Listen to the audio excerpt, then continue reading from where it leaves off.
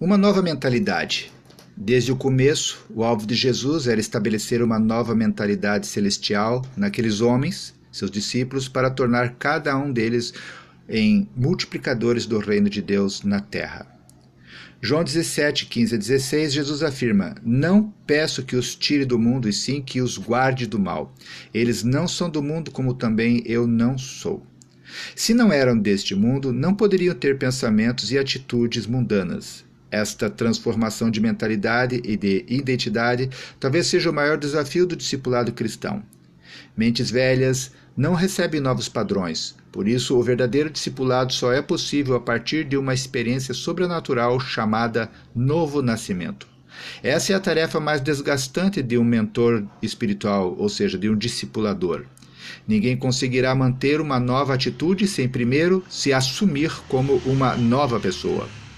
Jesus sabia disso, e por essa razão tratava de direcionar seus discípulos na perspectiva desta mudança. Vemos isso em João 1,12.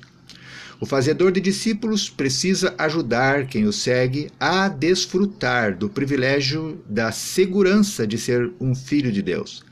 Essa é a identidade essencial dos homens do céu.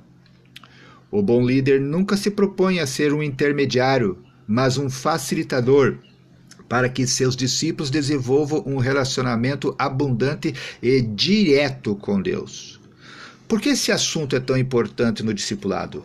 É importante porque a paternidade de Deus nos induz à intimidade com Deus. O sucesso ministerial dos nossos discípulos será proporcional à intimidade que tiverem com Deus, regada por práticas devocionais como oração, meditação e jejum. O segundo motivo pelo qual é fundamental levar os discípulos a assumirem a condição de filhos de Deus é que isso desloca a identidade deles para uma nova origem e dimensão. Se são filhos do Eterno, não são mais homens naturais, carnais, homens da terra. São divinos, espirituais, sobrenaturais, portanto, são homens de fé. A fé é a única chave que pode destravar os tesouros do reino de Deus. Ela precisa ser matéria primordial e prática no processo do discipulado. Líderes que só se movem no plano da razão formarão discípulos racionais, incapazes de ativar o poder de Deus. Sem a prática da fé não haverá ministério sobrenatural. Discipuladores eficazes não apenas ensinam seus discípulos a nadar, mas os empurram para as águas do desafio, pois para se ter experiências é preciso experimentar. Os discípulos precisam ser levados a entender que são representantes de Deus e do seu reino na terra. Isso os responsabilizará para manter um padrão de vida celestial. Se somos filhos de Deus, somos como Ele. Grande parte dos que estão na igreja segue vivendo a mesma vida egocêntrica do passado só que agora com a bênção de Deus. Materialismo, individualismo e frouxidão de compromisso são as marcas da geração que seguem este engano. Esse é o motivo dos milhões de desviados. Muitos desses estavam acostumados a usar da fé apenas para satisfação de caprichos pessoais. Gente assim se tornam melindrosas e frágil, incapazes de suportar as oposições e demandas do reino de Deus. Jesus preparou seus discípulos para uma vida difícil. Jesus os preparou para cumprirem o chamado. Para cumprir o chamado, teriam que suportar a rejeição do mundo e a oposição demoníaca, além de negar a própria vontade, a fim de corresponderem à vontade de Deus. Um fazedor de discípulos inspirado no modelo de Jesus Cristo não irá iludir os seus seguidores com promessas de vida fácil. Desde o início, ele os irá preparar para a abnegação. Fazer discípulos não é uma tarefa que possa ser cumprida à base de bajulação. É necessário propor um caminho de renúncia pelo reino de Deus. Pessoas cheias de vontade própria irão travar o processo e nunca irão chegar a se tornar modelo. Num determinado momento de seu ministério, quando percebeu que muitos dos que diziam seus discípulos, na verdade estavam mais interessados nos benefícios que podia desfrutar do que em se entregarem a uma aliança, então Jesus os confrontou e traçou ali um divisor de águas. Sabemos que a partir desse momento muitos os abandonaram. O que fez o mestre então? Mudou o seu discurso? Não. Ele estava seguro do que tinha vindo fazer e os discípulos que quisessem o seguir teriam que se enquadrar em sua proposta.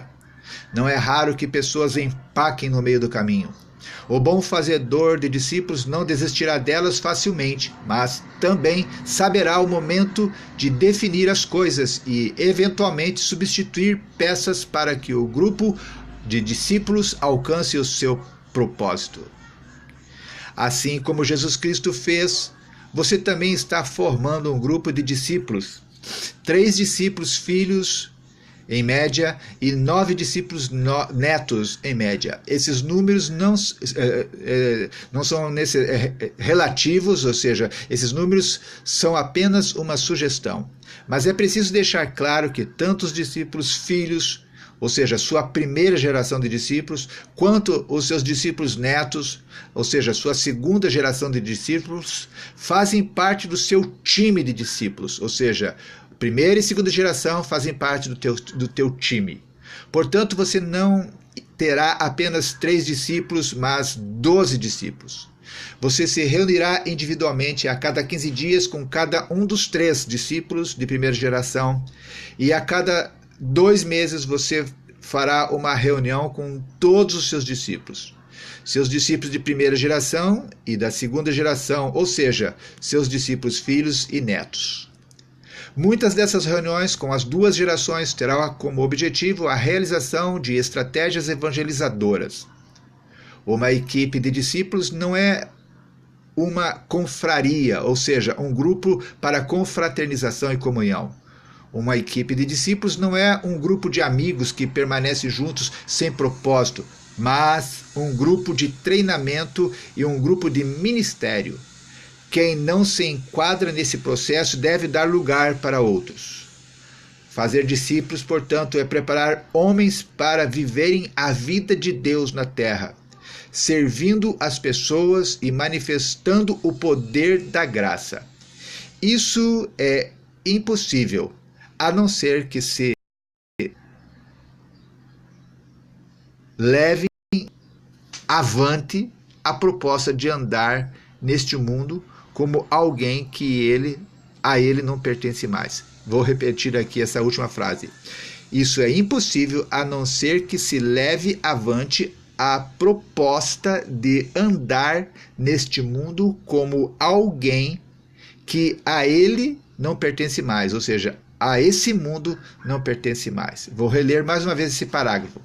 Fazer discípulos é preparar homens para viverem a vida de Deus na terra, servindo as pessoas e manifestando o poder da graça. Isso é impossível a não ser que se leve avante a proposta de andar neste mundo como alguém que a este mundo não pertence mais. Pai de misericórdia, obrigado, Senhor, por a leitura deste texto, desse estudo. Nós te clamamos em nome de Jesus que tu nos capacites, Senhor, a entender. Ó Deus, abençoa, Senhor, essa reunião de discipulado. Senhor, trabalhe nos nossos corações. Ministra, Senhor, a tua palavra. Nos leve, Senhor, a reflexões profundas e a mudanças, a novos propósitos, Senhor, porque essa é a razão de estarmos aqui reunidos nesse momento. Em nome de Jesus é que oramos. Amém.